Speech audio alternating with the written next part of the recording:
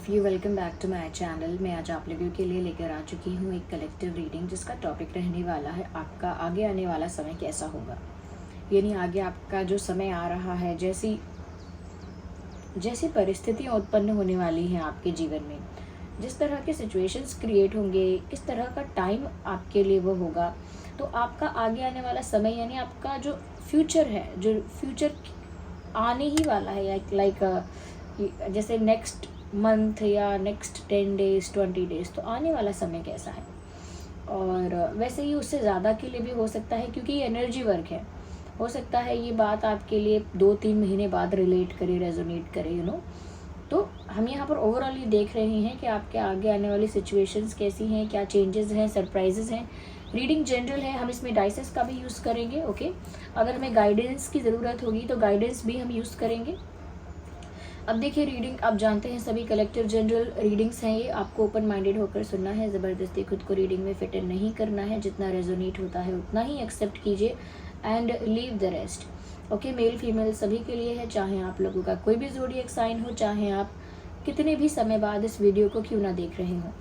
Okay, so let's not waste time. सबसे पहले हम डाइसेस को यूज़ करते हैं टू सी, देख लेते हैं यहाँ पे कि आपका आगे आने वाला समय कैसा होगा।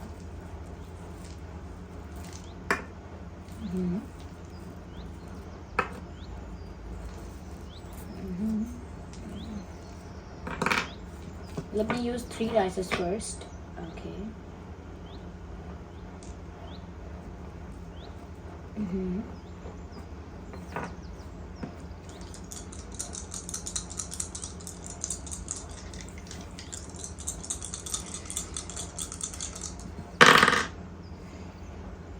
Oh my God. The 5, 5 and 5. Interesting. सबसे पहले तो व्यूअर्स, ये एक एंजल नंबर है। आप फटाफट से गूगल पर 555 एंजल नंबर का मीनिंग सर्च करिए।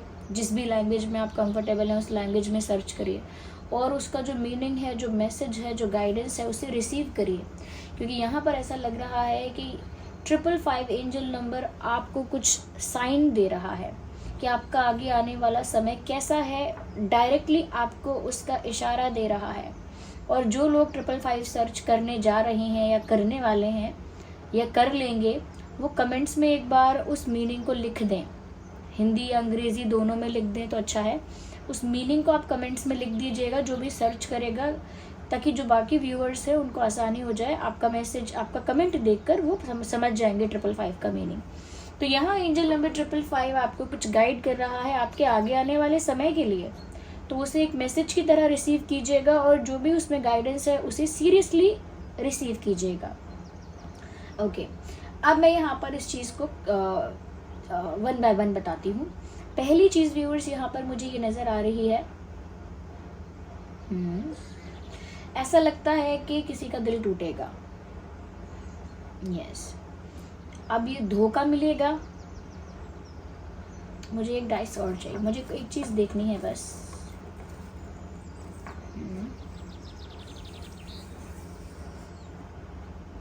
I need that. ओके, बस मुझे ये देखना था।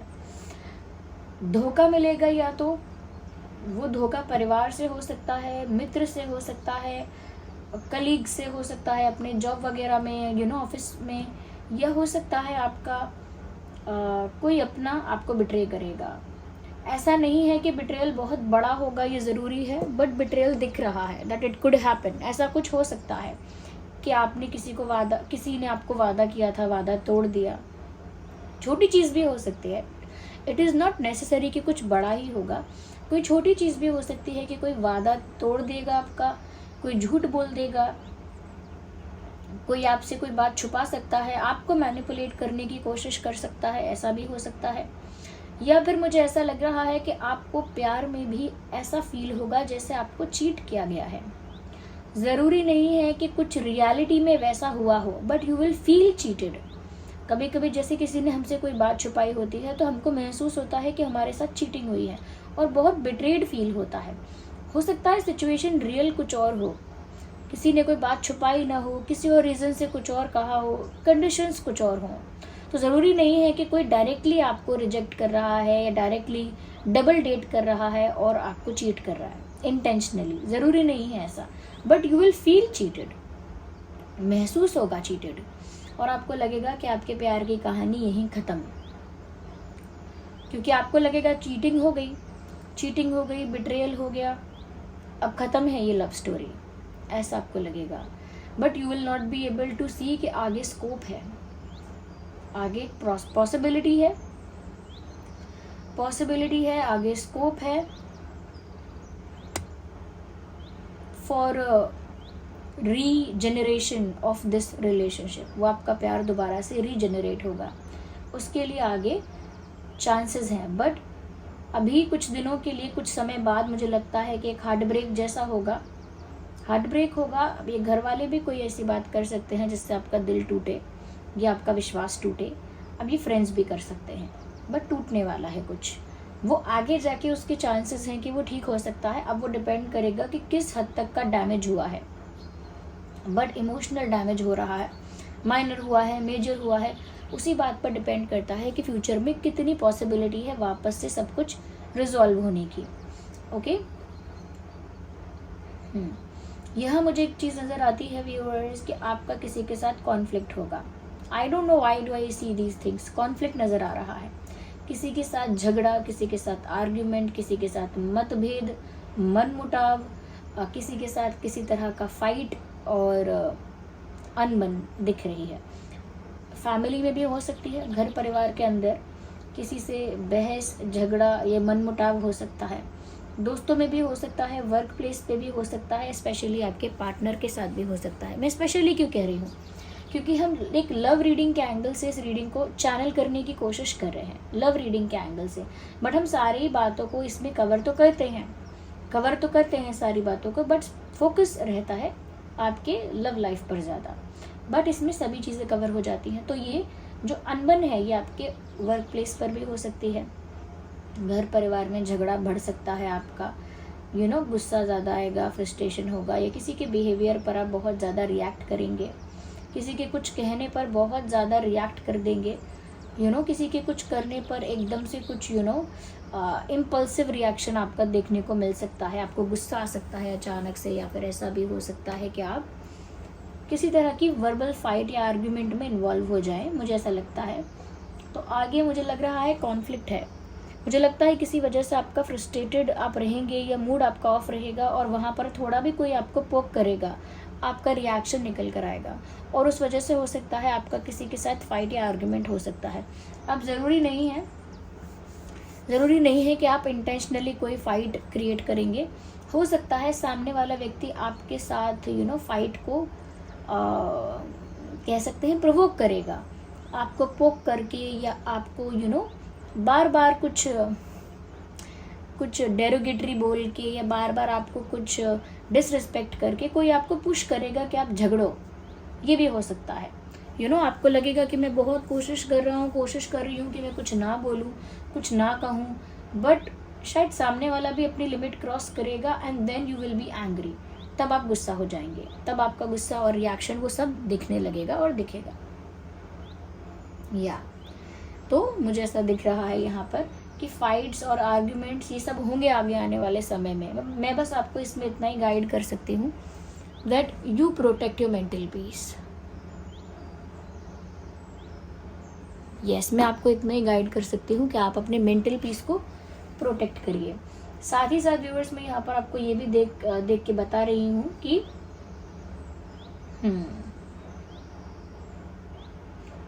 यस, मुझे ये भी लगता है व्यूअर्स दैट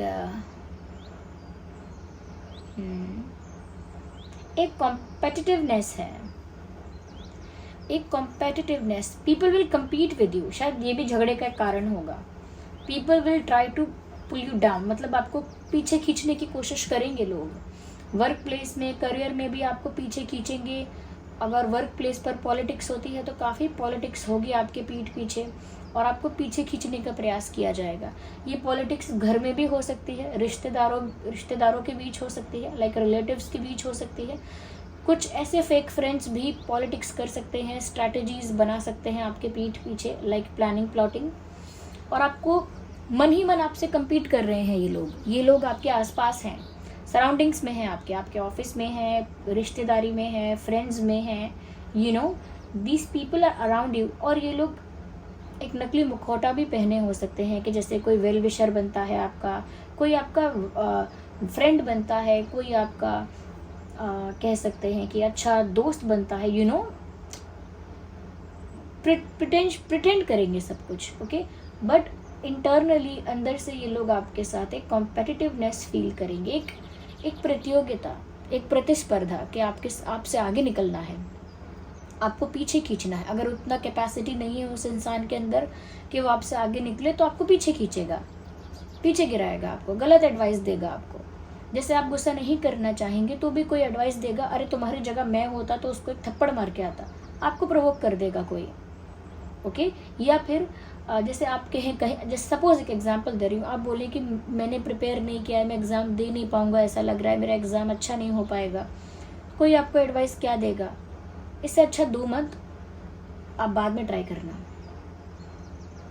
अच्छे से पढ़ लो, पहले अच्छे से पढ़ लो या ना पढ़ लो, क्या दिक्कत है एग्ज़ाम देने में, तो एक कॉम्पिटिटिवनेस फील कर रहे हैं लोग आपके साथ आगे आने वाले समय में।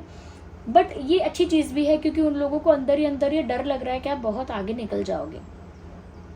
यस, मुझे आपकी लव लाइफ में भी ये चीज़ दिख रही है कि आपके पार्टनर भी ये कम्पेटिटिवनेस फील कर रहे हैं, लेकिन वो एक दूसरे एंगल में फील कर रहे हैं।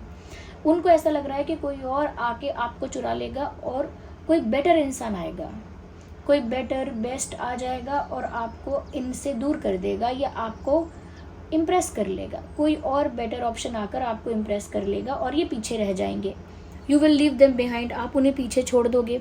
इसीलिए वो भी एक कंपटीशन फील करेंगे किसी दूसरे व्यक्ति के साथ कि वो आपको इम्प्रेस ना कर दे, okay. They will also feel, पर ये आपके साथ कंपटीशन नहीं कर रहे हैं, बट कॉम्पिटिटिवनेस फील होगी इनको किसी दूसरे सेकंड ऑप्शन के साथ या किसी अदर पर्सन के साथ जो आपको वो करने की, आपको इम्प्रेस करने की कोशिश करेगा।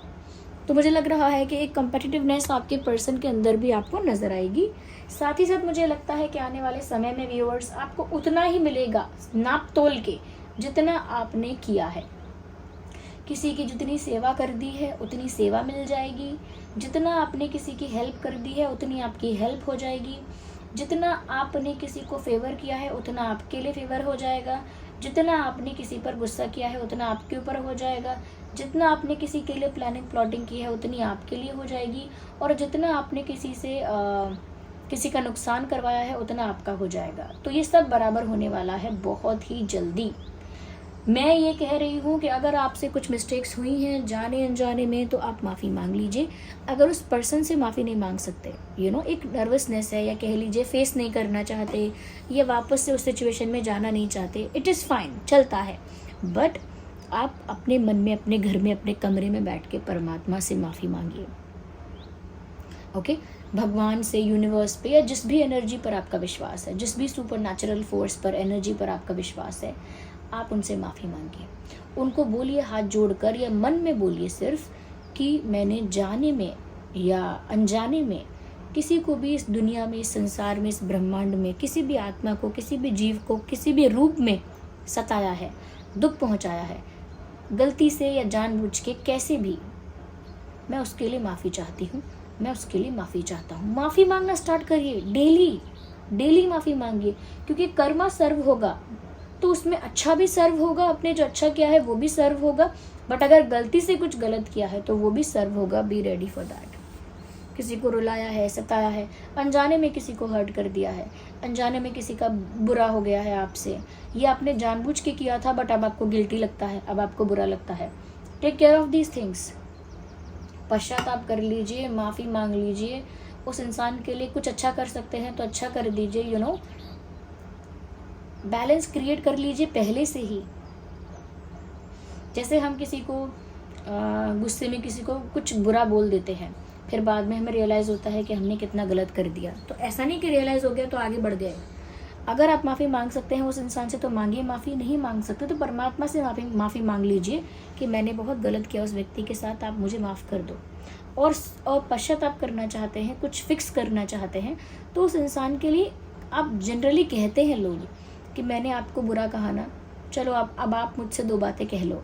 वो इंसान कहता है नहीं मुझे नहीं कहना, छोड़ो। फिर दूसरा इंसान कहता है नहीं नहीं आप मुझे 2 थप्पड़ मार लो, अच्छा आप मुझे पनिश करो, अच्छा आप जो सज़ा दोगी वो सज़ा मुझे मंजूर है, लेकिन आप मुझसे नाराज़ मत होना, मन में कोई ग्रजेस मत रखना, आप मुझे सज़ा दे दो, 2 बातें सुना दो, कुछ कह दो, कुछ कर दो, मैं सह जाऊंगा। वो क्यों कहते हैं कि मुझे दंडित कर दो? लोग इसीलिए कहते हैं कि मुझे सज़ा दे दो, क्योंकि जब कर्मा उन्हें सज़ा देगा, सर्व करेगा, तो वो बहुत पेनफुल होगा। ओके, अगर जैसे आपने मुझे कुछ बुरा बोला और आप मुझे फिर थोड़ी देर बाद आपको रियलाइज़ हुआ, आपने कहा कि सॉरी, और मैंने आपसे कहा चलो ठीक है अब कान पकड़ो, फिर कान पकड़ लो, चलो कान पकड़ के माफ़ी मांगो, आपने कान पकड़ लिए, तो अगर मैं वहाँ पर ठीक हूँ कि हाँ मुझे अब हर्ट नहीं हो रहा है, इस इंसान ने माफ़ी मांगा, मैंने सज़ा भी दे दिया, इसको पनिश भी कर दिया, तो वहाँ वो बैलेंस कहीं ना कहीं वापस आ रहा है, फिक्स हो रही है चीज़ें। बट अगर बैलेंस आया ही नहीं तो वो पेंडिंग में है कर्मा, और वो सर्व होगा। इसीलिए टेक केयर ऑफ दैट। कुछ गलती हुई है, भगवान से माफ़ी मांग लो, और उस इंसान के लिए कुछ अच्छा कर सकते हो तो कर दो, नहीं कर सकते हो तो भगवान से कहो कि मैं माफ़ी चाहता हूँ। माफ़ी मांगना तो बहुत ज़रूरी है, यहाँ पे ऐसा दिख रहा है साफ साफ। तो ये आगे आने वाला समय है, इसमें आप अपना ध्यान रखिए व्यूअर्स। ओके,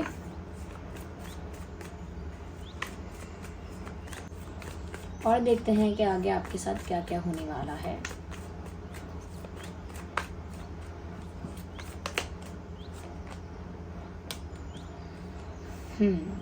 मुझे लगता है व्यूवर्स आपके प्लान्स भी धरे के धरे रह जाएंगे, ऐसा होगा। मतलब आपने बहुत कुछ प्लान किया होगा, बहुत कुछ अगर सोचा होगा आगे के लिए कि मैं अगले महीने ये करूँगा, फिर ये होगा, फिर ऐसा होगा, तो जो पहले से ज़्यादा प्लानिंग कर ली है तो वो नष्ट हो जाएगी। हाँ, अगले 7 दिन के लिए अगर कुछ प्लान किया है तो हो सकता है वो पूरा हो जाए, बट अगर लंबा प्लानिंग कर लिया है कुछ ज़्यादा ही, तो वो प्लानिंग सफल नहीं होने वाली है, ऐसा लगता है। ओके, तो ज़रूरी नहीं है कि अगर आपका प्लान अनसक्सेसफुल होता है, या प्लान आपका वर्क नहीं करता, या आपकी प्लानिंग काम ही नहीं आती है, तो इसका मतलब ये नहीं है कि कुछ बुरा होने वाला है। You will go with the flow. Destiny आपको किसी दिशा में लेकर जाएगी जहाँ पर आपको जाना है। आपका भाग्य आपको किसी ऐसी दिशा में लेकर जाएगा जहाँ पर आपका जाना लिखा हुआ है। इसीलिए आपके सारी प्लानिंग्स रखे के रखे रह जाएंगे। ऐसा होता है ना, इंसान सोचता है मैं ये डिग्री करूँगा, वो करूँगा, फिर ये करके इस वाली पोस्ट पर मुझे जॉब मिल जाएगी, प्लान करता है ना। लेकिन क्या होता है, ये डिग्री वो डिग्री करता है, फिर एक एग्ज़ाम में रह जाता है, फिर कुछ और हो जाता है, फिर वो कहीं और अप्लाई करता है, फिर वो बिज़नेस करता है, फिर बाद में यहाँ से वहाँ हो जाता है, फिर एंड में पॉलिटिशियन बन जाता है। तो प्लानिंग से कुछ नहीं होता, प्लानिंग से कुछ नहीं होता। आप प्लान करते हैं तो अच्छा है वो आपके लिए, कि आप उसको कहीं ना कहीं अपने आप को ना एक डिसिप्लिन में रखना चाहते हैं, या अपना विजन सेट करते हैं, वो अच्छी बात है। लेकिन आपकी आगे आने वाले समय में आपकी प्लानिंग वर्क नहीं करेगी, और डेस्टिनी अपने आप ही आपको किसी दिशा में लेकर जाएगी, और आपको भी घबराना नहीं है, go with the flow follow करना है। तो जहाँ पर आपको किस्मत आपको लेकर जा रही है उसी दिशा में आपको बढ़ते जाना है।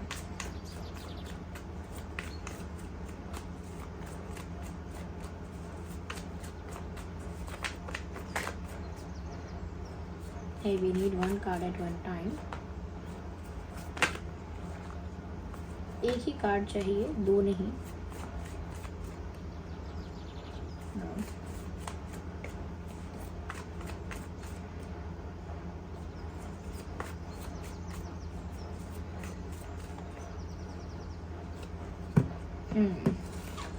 आगे आने वाले समय में आप ट्रैवल कर सकते हैं। Let me have some water, I need water.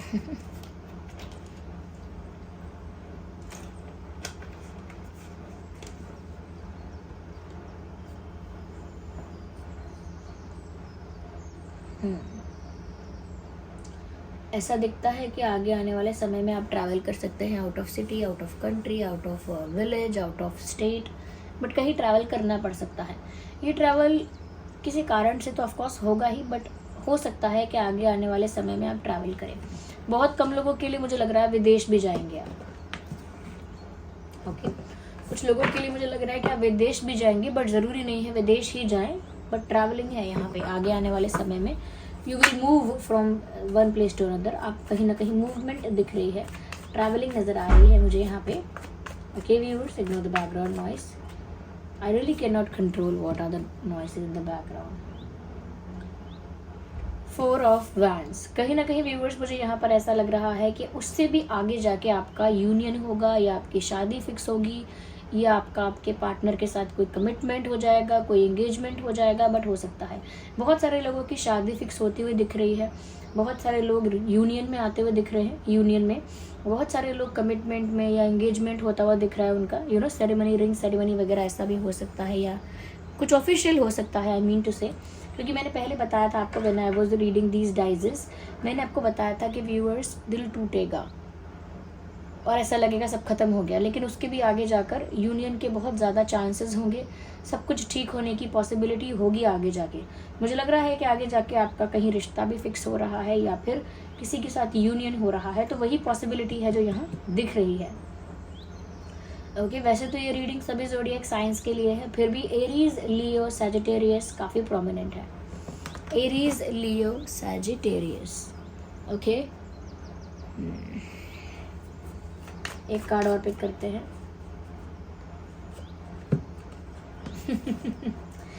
Okay वही बात, जितना आपने, जो आप डिजर्व करते हो उतना मिल जाएगा, गिव एंड टेक आपका इक्वल हो जाएगा। उसके साथ मुझे ये लग रहा है व्यूअर्स के साथ ही साथ ये भी है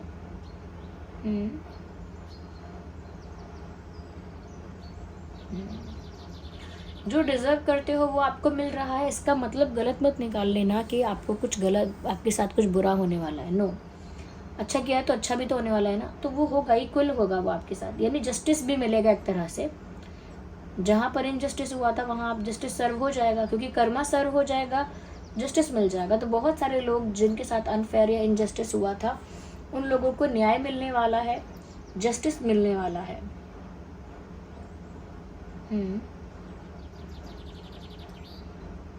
किसी बंधन में बंधे जाएंगे। देखिए यहाँ पे 4 ऑफ वैंड्स है, यहाँ पर 6 ऑफ पेंटिकल्स है। डेफिनेटली आप किसी बंधन में बंध रहे हैं, because I can see a contract also. किसी बंधन में बंधना, कॉन्ट्रैक्ट का मतलब ये नहीं है कि कोई अग्रीमेंट हो रहा है, मतलब बंधन में बंध जाना, किसी के साथ अपना बंधन बांध लेना, किसी के साथ कमिटमेंट में आना या कमिट हो जाना या बंधन में आ जाना, यू नो, या एक संबंध बनाना, तो एक कॉन्ट्रैक्ट बनना एक तरह से। ओके मुझे लगता है कि यहाँ पर कुछ ऑफिशियल होने वाला है आगे आने वाले समय में, और उससे पहले आप ट्रैवल भी करेंगे और आपका प्लान वर्क नहीं करेंगे, आपके प्लानिंग जो है वो स्पॉइल हो जाएगी।